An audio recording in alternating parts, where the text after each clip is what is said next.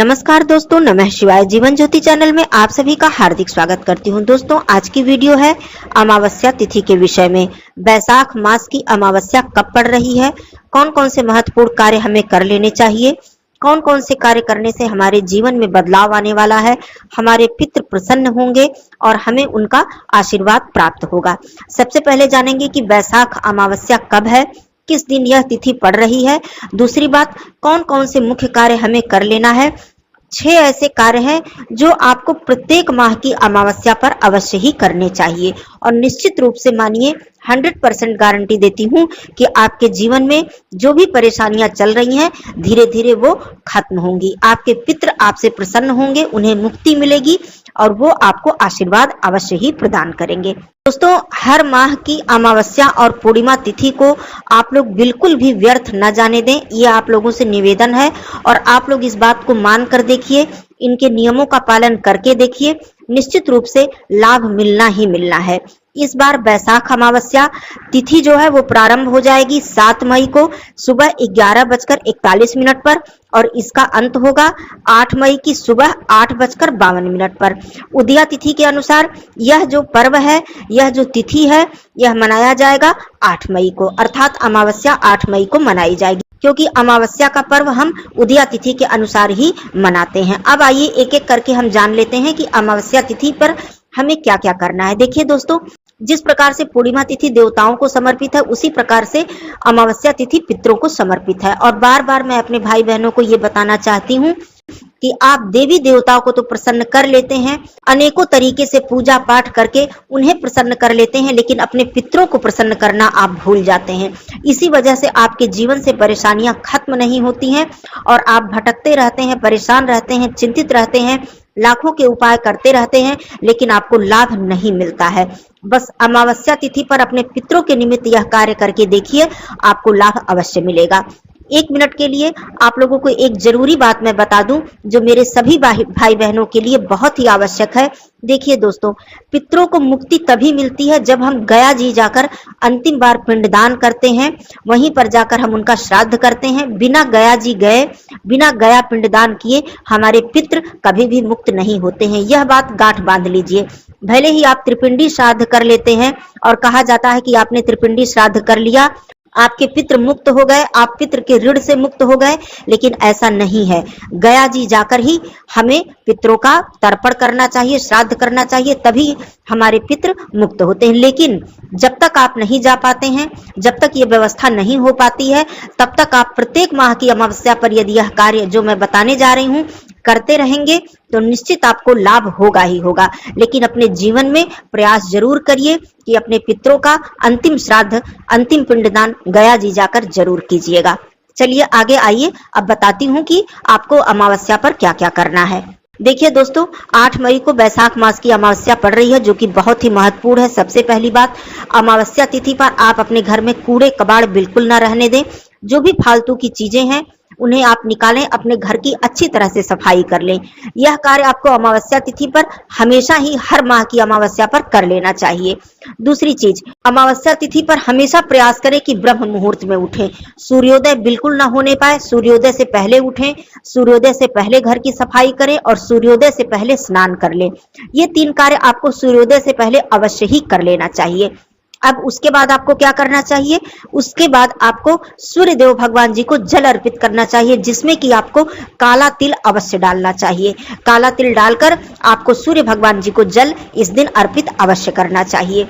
ये कार्य कर लेने के बाद तुलसी माता की पूजा करें और उसके बाद पीपल पूजा। अमावस्या तिथि पर आप प्रतिदिन नहीं कर पाते हैं, कोई बात नहीं, प्रतिदिन करते हैं तो आपके जीवन में तो चमत्कारी बदलाव आता है। पीपल पूजा इतनी प्रभावशाली होती है, इतना ज्यादा लाभ मिलता है, लेकिन आप प्रतिदिन नहीं कर पाते हैं तो अमावस्या तिथि पर, पूर्णिमा तिथि पर अवश्य ही पीपल पूजा करें। यदि यह तिथि रविवार को पड़ जाती है तो हमें इस दिन पूजा नहीं करनी चाहिए, लेकिन यदि रविवार नहीं पड़ता है तो हमें पीपल पूजा अवश्य करनी चाहिए। अब अमावस्या तिथि पर पीपल पूजा करने का क्या नियम है? अमावस्या तिथि पर जब हम पीपल पूजा करते हैं तो हम जल में काला तिल डालते हैं, मिष्ठान डालते हैं, सफेद पुष्प डालते हैं और अपने पितरों का स्मरण करते हुए हम पीपल को सींचते हैं, पीपल में जल अर्पित करते हैं और अपने पितरों से प्रार्थना करते हैं कि आप हमें आशीर्वाद दीजिए, हमसे जो भी त्रुटि अपराध हो गया हो हमें क्षमा कीजिए, हम आपकी संतान हैं, आपके आशीर्वाद के बिना हमारे जीवन में कल्याण नहीं हो सकता है, हमारा जीवन सुचारू रूप से नहीं चल सकता है। और उनका ध्यान करते हुए अंतर मन से उनसे क्षमा मांगते हुए उनका आशीर्वाद प्राप्त करना चाहिए। ओम पितृदेवताभ्यो नमः इस मंत्र का आप जप भी कर सकते हैं। और पीपल की परिक्रमा करनी चाहिए, पीपल के समक्ष आपको दीपदान करना चाहिए, सुबह भी आप कर ले और संध्या के समय तो आपको करना ही चाहिए। ये कार्य कर ले। इस दिन भगवान विष्णु जी की पूजा की जाती है। जगत के पालनहार श्री हरि विष्णु जी ही हैं जो हमें तार सकते हैं, जो हमारा उद्धार कर सकते हैं और हमारे पितरों का भी उद्धार वही करने वाले हैं। तो ये कार्य आपको करना चाहिए, भगवान विष्णु जी की पूजा करनी चाहिए। अब सबसे महत्वपूर्ण कार्य और क्या है, इस दिन दान करने का। दान भी आप कर सकते हैं, ब्राह्मण को भोजन करा सकते हैं, गरीब को भोजन करा सकते हैं, जीव जंतु को भोजन करा सकते हैं, गौ माता को भोजन करा सकते हैं, कौओं के लिए भोजन निकाल सकते हैं। मतलब कहने का ये है कि दोस्तों अमावस्या तिथि पर इनमें से जो भी आप कर सकें, जितना भी आपसे हो सके आपको करना जरूर है। और प्रत्येक अमावस्या को आप गौ माता के लिए भोजन और कौओं के निमित्त आप भोजन जरूर निकालें। यदि आपसे हो सके क्या, मैं तो ये कहूंगी कि अवश्य आप करें। थोड़ी सी खीर बना लें, पूड़ी बना लें, 2 ही पूड़ी बना लें, 5 पूड़ी बना लें और साफ सुथरा बनाकर किसी पात्र में दोने में निकालकर आप कौओं के लिए ले जाकर जरूर खीर और पूड़ी अमावस्या पर आप रखें और अपने पितरों का स्मरण करके प्रार्थना करें कि वो आपको आशीर्वाद दें, आपकी त्रुटियों को क्षमा करें, आपकी गलतियों को क्षमा करें। ये कार्य आप कीजिएगा, प्रत्येक अमावस्या पर धीरे धीरे आपके जीवन में बदलाव आना शुरू हो जाएगा। अब देखिए, आपको सीधा जो होता है पितरों के निमित्त, इस दिन जो दान निकाला जाता है ये पितरों के निमित्त दान निकाला जाता है। तो सूखा अनाज आप संपूर्ण दान दक्षिणा के साथ निकालकर किसी जरूरतमंद को भी दे सकते हैं, ब्राह्मण को भी दे सकते हैं। आप ऐसे व्यक्ति को दें जिसको उसकी आवश्यकता है, तो ये बहुत ही उत्तम फल आपको प्रदान करेगा। और यदि आप भोजन करा देते हैं तो ये और भी उत्तम है। देखिए दोस्तों, इस दिन आपके द्वार पर कोई भी ऐसा आ जाए, उसे आप खाली हाथ वापस न जाने दें। उसे आप 1 गिलास पानी जरूर पूछें, भोजन के लिए जरूर पूछें, कुछ आर्थिक मदद जरूर कर दें। इस दिन केवल मनुष्य की नहीं बल्कि जीव जंतु की भी सेवा आप कर दें, क्योंकि कहा जाता है कि अमावस्या तिथि पर हमारे जो पितर हैं ये पता नहीं किस रूप में धरती पर आ जाएं, हम समझ नहीं पाते हैं, किस रूप में हमारे सामने आ जाएं हम समझ नहीं पाते हैं। और वो धरती पर इस दिन विचरण करते हैं, हमारे कार्यों को देखते हैं, हम क्या उनके निमित्त कर रहे हैं, क्या हम उन्हें याद कर रहे हैं या नहीं, उनका स्मरण कर रहे हैं या नहीं, वो ये चीज देखते हैं दोस्तों। तो हम तो समझ नहीं पाएंगे कि वो किस रूप में हमारे सामने आ गए। भूल से भी इस दिन आपसे किसी का अपमान न होने पाए, किसी का अनादर न होने पाए, किसी को आप अपशब्द न कहें, ये सारी बातों का ध्यान हमें अवश्य ही रखना चाहिए। इस दिन ये सारे कार्य अपने पितरों के निमित्त करने के बाद आपको इस दिन अगियारी करनी चाहिए, अर्थात सूक्ष्म हवन। और ये जो अगियारी है ये आपको अपने पितरों के निमित्त करनी चाहिए, जिसमें कि थोड़ा सा काला तिल और गुड़ मिला लीजिए, थोड़ी हवन सामग्री इत्यादि मिला लीजिए और उससे अपने घर में आम की लकड़ी पर या फिर गाय के कंडे पर आपको अगियारी अपने पितरों के निमित्त जरूर अर्पित करनी चाहिए। खीर पूड़ी यदि आपने बनाया है, उसी खीर पूड़ी से भी आप अगियारी कर दें, हवन कर दें, ये बहुत ही उत्तम कार्य है दोस्तों। प्रत्येक माह में 1 बार अमावस्या आती है, आप चाहें तो ये सारे कार्य बड़े ही आसानी से कर सकते हैं, इसमें कोई भी दिक्कत होने वाली नहीं है। दोस्तों, इस दिन हमारे पितर हमारे तर्पण का इंतजार करते हैं। इस दिन हमें अपने पितरों के निमित्त तर्पण भी अवश्य करना चाहिए। तर्पण बहुत ही जरूरी कार्य होता है, जिससे हमारे पितर प्रसन्न होते हैं, तृप्त होते हैं। और कहा जाता है कि यदि हम कुछ न कर पाए, गौ माता को ले जाकर भोजन करा देते हैं, तो इससे भी हमारे पितरों को संतुष्टि मिलती है, उनका आशीर्वाद हमें प्राप्त होता है। ये कार्य आप लोग कर लीजिएगा। अब देखिए, 6 कार्य मैं आपको बता रही हूँ, जो कि मैं लाइन से बता दे रही हूँ, आपको स्मरण हो जाएगा कि ये 6 कार्य आपको प्रत्येक माह की अमावस्या पर बिना सोचे समझे, बिना कोई मन में भ्रम दुविधा लाए हुए आपको ये कार्य करना ही करना है। आप देखेंगे कि धीरे धीरे आपकी परेशानियां समाप्त होंगी। पहली बात, पीपल पूजा, जैसा कि मैंने बताया। अब इसको आप 6 कार्य हैं, इसे आप नोट कर लीजिए या अपने ध्यान में रखिए कि हमको प्रत्येक माह की अमावस्या पर यह कार्य करना ही करना है। पहली, पीपल पूजा। दूसरा, सूर्य देव जी को जल, जिसमें कि काला तिल आपको जरूर डालना है। तीसरा, अपने पितरों के निमित्त संध्या के समय दीपदान आपको अपने घर की दक्षिण दिशा की तरफ अवश्य ही करना है, जिसमें कि दीपक की लौ भी दक्षिण दिशा की तरफ ही होनी चाहिए। चौथा, कौओं के लिए जैसा कि मैंने बताया कि थोड़ी सी खीर और पूड़ी आप जरूर बनाएं और उन्हें जरूर खिलाएं। पांचवा, गौ माता को भोजन जरूर दें। छठवां, अपने पितरों के निमित्त दान अवश्य निकालें। ये 6 कार्य बहुत ही छोटे छोटे से कार्य हैं, कुछ भी आपका इसमें लगने वाला नहीं है कि बहुत ज्यादा इसमें खर्चा लगने वाला है। ये 6 कार्य आप नियमित हर अमावस्या को यदि आप करते हैं तो आप देखेंगे कि धीरे धीरे आपके जीवन में जितनी भी समस्याएं हैं वो दूर होती चली जाएंगी।